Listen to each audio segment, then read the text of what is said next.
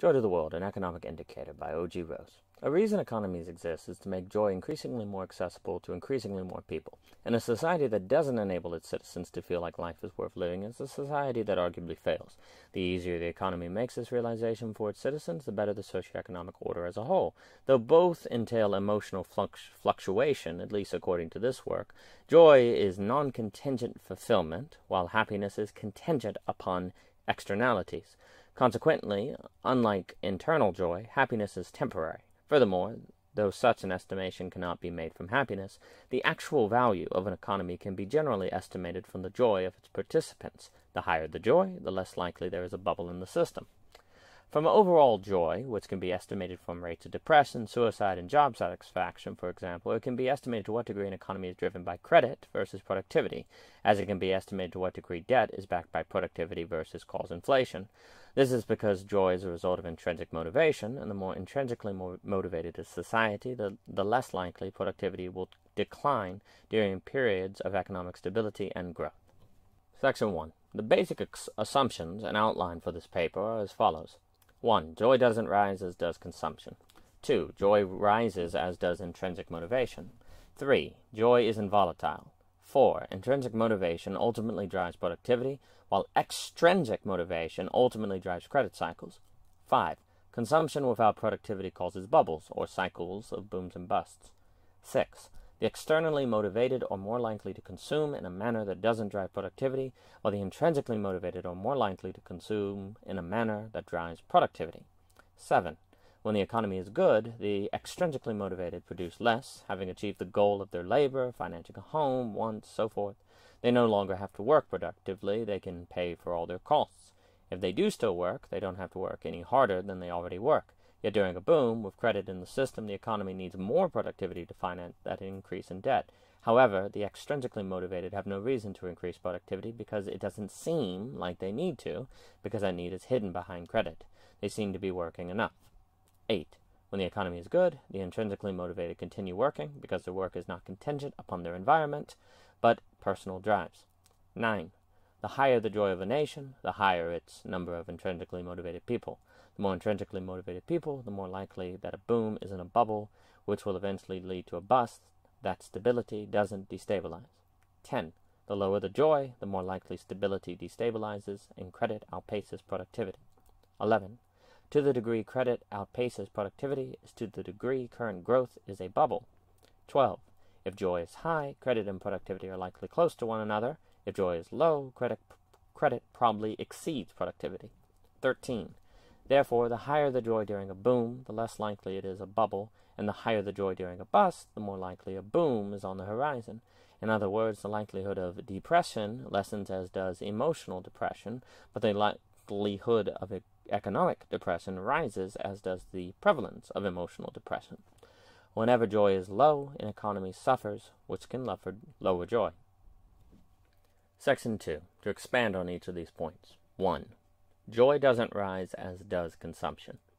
This is the prime assumption of the work. If consumption does increase joy, the theory is incorrect. However, though I don't think it can be proven, it is common knowledge that money doesn't ultimately buy happiness. It seems to in the short term, but not the long run.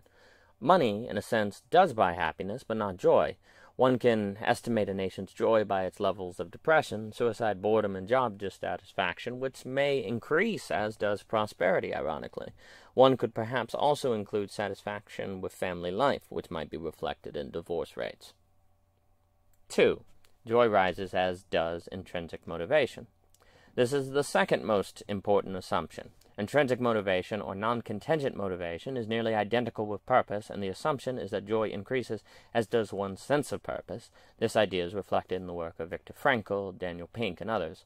Additionally, it is doubtful that a person who has purpose and meaning in life wouldn't be joyful. The person won't necessarily be happy at a given moment, but it seems unlikely that the person wouldn't be generally very satisfied. Therefore, the higher the lack of joy, indicated by rates of depression, suicide, boredom, job dissatisfaction, and so forth, the higher the lack of intrinsically motivated individuals. Number 3. Joy isn't volatile. Happiness has contingencies, but joy not so much. Once instilled within an individual, joy remains constant by definition. By claiming joy isn't volatile, though happiness is, I mean to claim that joy is a reliable indicator. Once a person achieves joy, it is more likely the person will keep it than lose it. The opposite is the case when it comes to happiness, since happiness relies on contingencies and externalities. Joy, being intrinsically motivated, can resist being changed by circumstances outside an individual's control more so than happiness, though that isn't to say an individual can't choose to stop being joyful.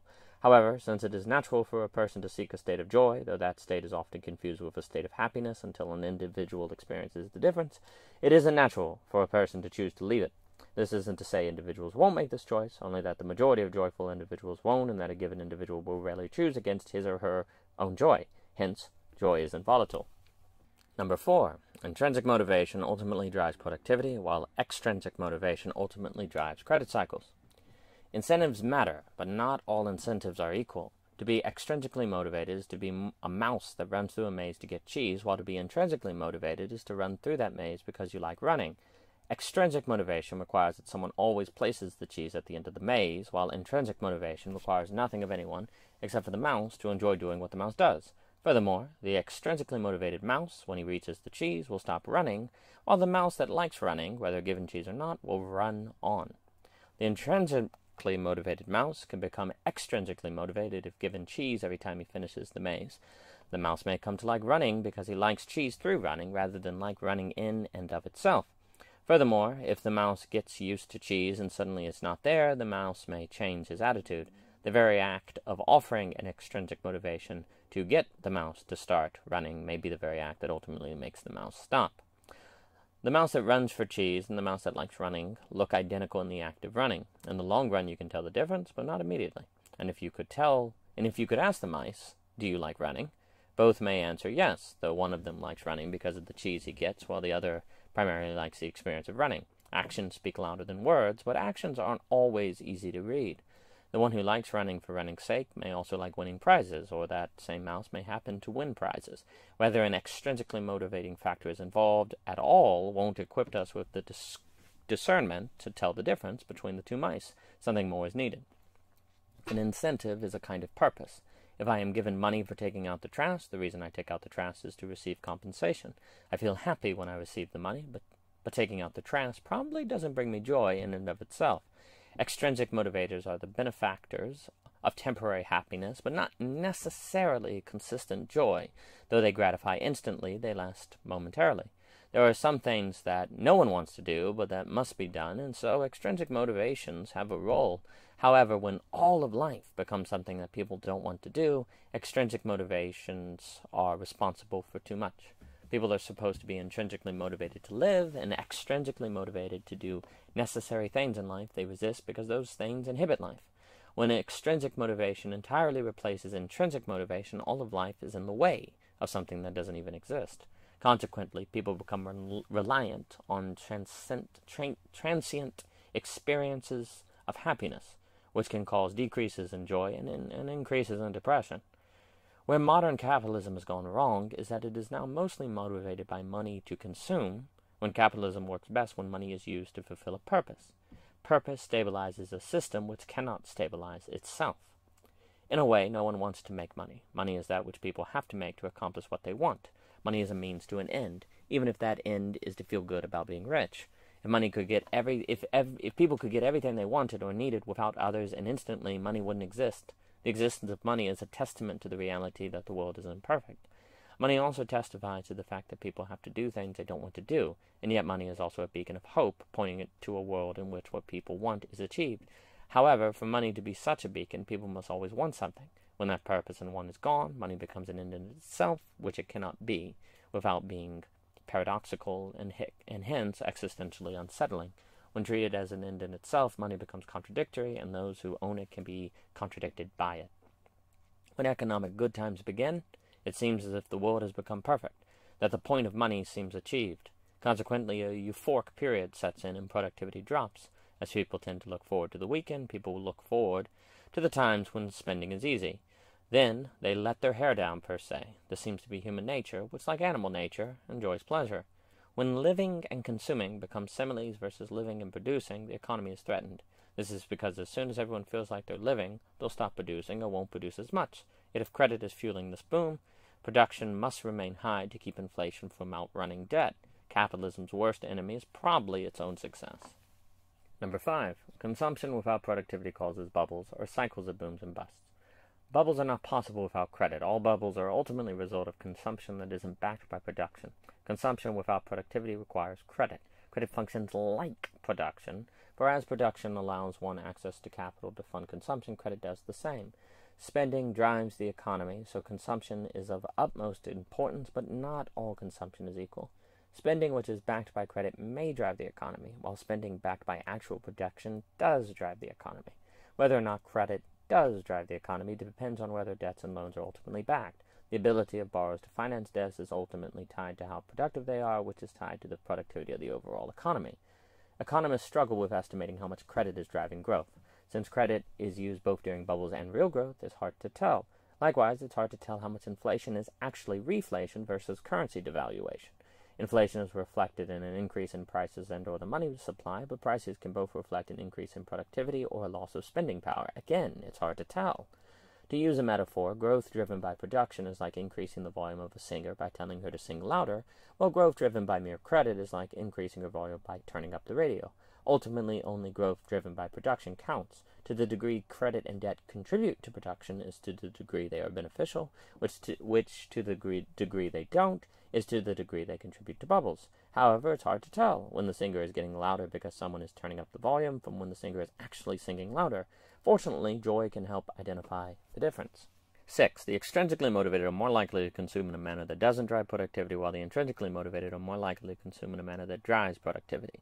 Credit cycles overlay productivity, making it hard to tell growth as a result of production from growth as a result of mere credit. Production and credit are like two rivers that can cross in one spot and not another. They look the same and sometimes virtually are, yet maintain distinction. Any kind of growth will satisfy the extrinsically motivated, whether it be growth through credit or growth through production. On the other hand, the intrinsically motivated will never be satisfied by growth because they're already satisfied by themselves. Their satisfaction comes to them through their work. They'll keep working regardless of their prosperity. Since growth through credit is easier and quicker, the extrinsically motivated will naturally and rationally be in favor of that form of growth, as opposed to growth through production. The reason the extrinsically motivated work is to achieve growth and pleasures that result, and since credit realizes that goal quickly, growth through credit is more rational than growth through production. What is rational is relative to one's incentives, and if one is incentivized externally, whatever achieves that extrinsic goal quickest and easiest is most rational. Therefore, for the market to be rational toward productivity rather than credit creation, the market must be intrinsically motivated. Otherwise, a rational market will be one that blows itself up with credit. The market is rational, but what is rational today is not always rational in the long run. 7. When the economy is good, the extrinsically motivated produce less. Having achieved the goals of their labor, financing a home, so forth, they no longer have to work productively. They can pay for all their costs. If they do still work, they don't have to work any harder than they already work. Yet during a boom, with credit in the system, the economy needs more productivity to finance that increase in debt. However, the extrinsically motivated have no reason to increase productivity because it doesn't seem like they need to. Because that need is hidden behind credit, they seem to be working enough. Economist Joseph Schumpeter warned that capitalism is ruined by its success. Similarly, Hyman Minsky, the main inspiration for this paper, likewise warned that stability destabilizes. During good times when the economy seems strong, consumers tend to be over-leveraged, over-consume, and overspend. Consequently, the system booms and then busts. Furthermore, if people have become reliant on extrinsic motivators to work, as those extrinsic motivators vanish and the system dwindles downward, production rates will depress. They won't rise until someone who is intrinsically motivated creates and offers cheese, quote-unquote, or extrinsic motivators again, since the intrinsically motivated are those who ultimately make cheese regardless of the state of the market or whether someone offers them cheese to do so. But if the society lost such individuals during the boom, when the majority became reliant on extrinsic motivators, the intrinsically motivated won't be there when they are needed. The system will enter a depression with little hope of recovery, especially if most savings were squeezed out on the way down, as Keynes warns is likely. If it is human nature to want to borrow but not to pay back, as it is human nature to want to spend rather than save. When it becomes too easy to spend, spending will likely outpace production and a bubble will ensue. This is the risk with credit. According to Schumpeter and Minsky, something of this nature will happen whenever capitalism is successful. Worsening the collapse, bubbles are self-feeding. As debt grows, lending increases, and the economy is further pumped up and expanded with credit. Incomes increase, the stock market booms, housing prices rise, and more. This results in less people producing because these extrinsic intrinsically motivated individuals achieve the cheese they work to acquire. Consequently, production drops, which means credit outpaces production. Yet credit makes it seem as if production is high. When the debts must be addressed to stop resulting inflation, the boom busts. Debt drives growth in the short term, but is risky in letting people live outside their means. Paradoxically, if people couldn't live outside their means, entrepreneurs would rarely be born.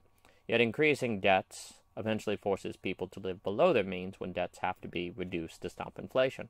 Therefore, people should generally only incur debts when they want to increase their productivity. Otherwise, people won't survive the payback period. Yet because debt makes the short term comfortable, it is likely people will stop working and lower their productivity, making it unlikely that people will survive the payback period.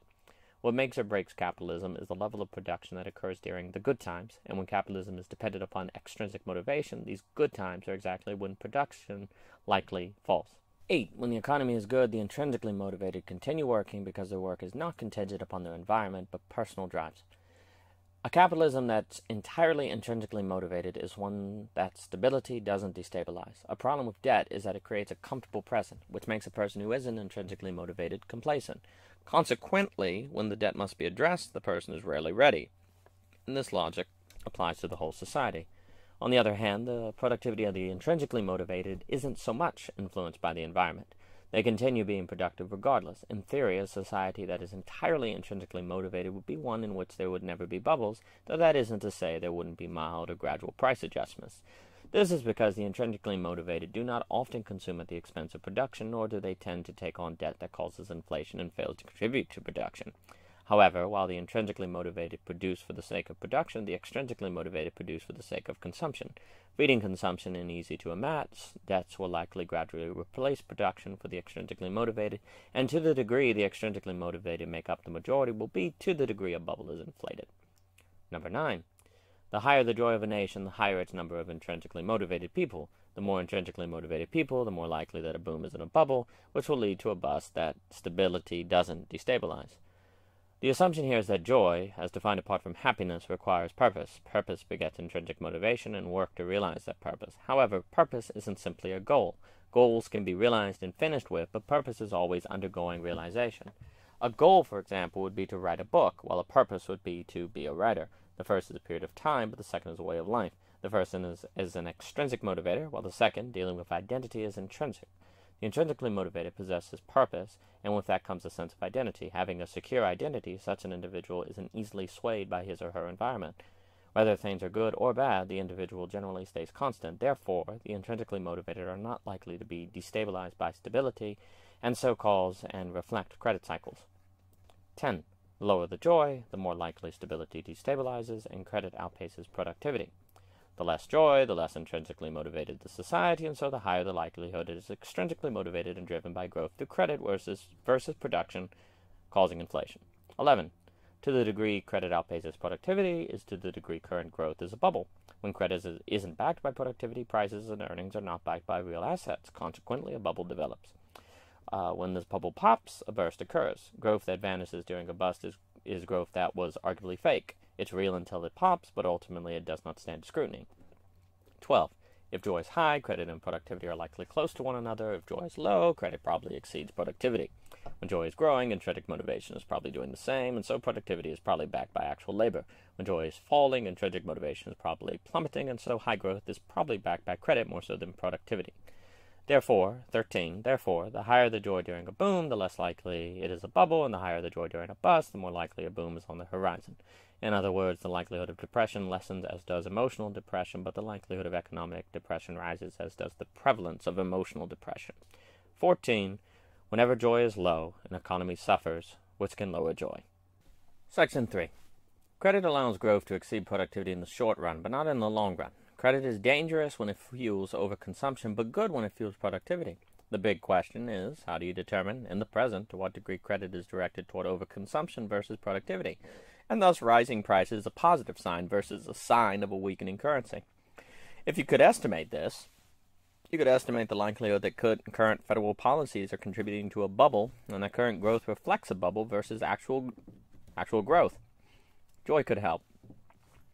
Modern monetary theory, or MMT, pioneered by thinkers like Stephanie Kelton and Warren Mosel, stresses the need to stop asking the question, can we pay for it, rather it be national health care, free college education, or the like, and to instead ask if the program will be good for the country and not increase inflation. For MMT, national debt and public deficits are not irrelevant, but ultimately what matters is inflation. If America is $30 trillion in debt, but inflation is low, then there's nothing to worry about. In fact, the $30 trillion public debt is $30 trillion in private surplus. Rather, where inflation is low, there is reason to believe debt is a sign of productive investment, not waste. And the higher the debt, with low inflation, the more reason there is to believe the economy is thriving. MMT is correct that America cannot run out of money. Money is only a metric, after all, like points in a football game. But it is the case that we can run out of money that doesn't cause inflation, meaning we could run out of workers who absorb the spending and translate the debt into productivity, thus keeping inflation down.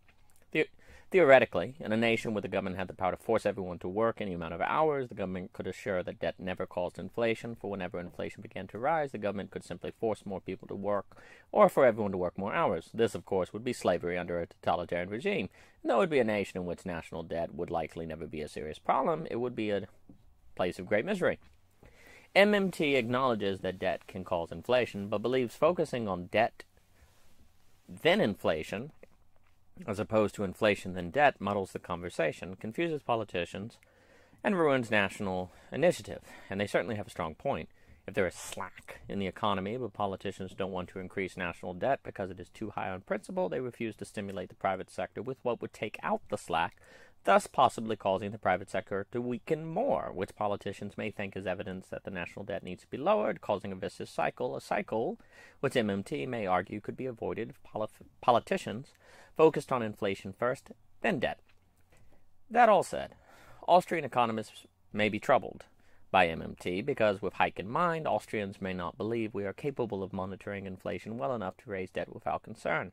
They may argue that the causes of inflation are too complicated for us to fully understand, and that keeping inflation down, if the quality of life drops because everyone is forced to work more, for example, is not successful economic policy, seeing as the point of economies is to increase the quality of life for the average person. The MMT may argue that people are not happy unless they have work, and additionally claim we don't need to fully understand the causes of inflation if we have a job guarantee program, which will assure that the government always has a mechanism at play to keep down inflation.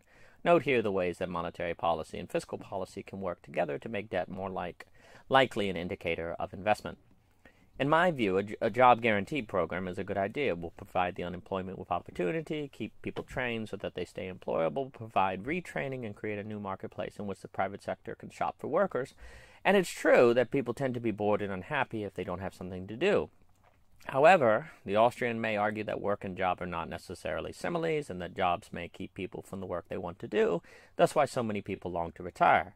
If those people are forced to work more due to rising national debt to keep down inflation, those people might be very upset, risking social stability and social backlash. But how do we determine to what degree people are working jobs that they consider their work versus working jobs in which they feel enslaved? If we could determine that, we might be able to determine how much more national debt we could increase without increasing inflation or depreciating the quality of life for average Americans. How much debt is debt that causes inflation versus debt that is investment? Joy functions as a powerful indicator for making this determination. If joy is high when the economy is strong, which means there is hope, purpose, and drive, then the economy is probably actually strong. If joy is low during such a time, the economy is probably actually weak. Furthermore, if joy is high during a time when the economy is weak, then the economy is probably actually strong. If joy is low and the economy is weak, then the economy is probably actually weak. If the economy is actually strong, then inflation is low, and there is likely space to increase national debt without decreasing the quality of life. If the economy is actually weak, then increasing national debt will increase inflation. If there was no national debt, the private economy would be ruined. MMT is correct, as they are correct that national debt, which doesn't cause inflation, is good. That supposed national debt is actually national investment. Inflation is how we can determine if the Schrodinger's cat of debt per se is good or bad. Determining joy would help us determine how much inflation should concern us when deciding what new programs and policies we as a nation can enact and maintain, and perhaps the best way to assess the joy of a nation, and the most direct way to determine the probability that growth is a bubble, is through job satisfaction. The more people hate their jobs, the higher the likelihood that productivity will drop as credit is pumped into the system, and that current growth reflects a bubble. On the other hand, the more people love their jobs, the higher the likelihood that growth is backed by productivity. But how do we determine what level of job satisfaction correlates with what level of debt that doesn't cause inflation? The Austrian may argue we cannot, while the MMT may argue that we don't need precise numbers, just a general range. A viable gauge of inflation and index for determining the presence of bubbles and severity of consequential busts, joy is a measure of real growth. In a globalized world, where the viability of one economy is tied to the viability of all, for all of our sakes, let there be joy to the world. This has been a paper by O.G. Rose, Joy to the World. For more, please visit www.ogrose.com, and thank you for your time.